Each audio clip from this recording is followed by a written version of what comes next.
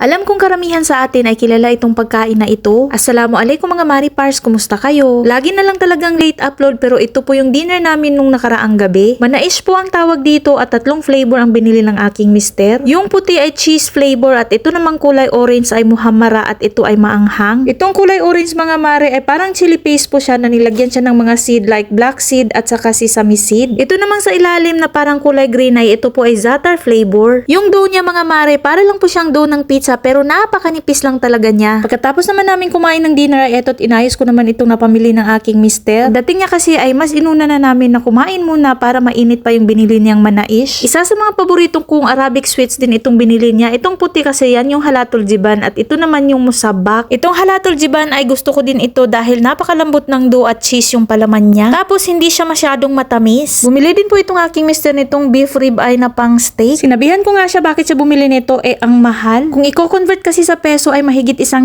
na. Pero ang sabi niya ay mura na daw yan dahil naka-promo pa nga daw yan. At hindi pwedeng mawala itong chicken nuggets na request ng Ate Huda dahil nga lagi niyang binabaon yan sa school. Shoutout nga po pala kay Miss Shane Benedicto.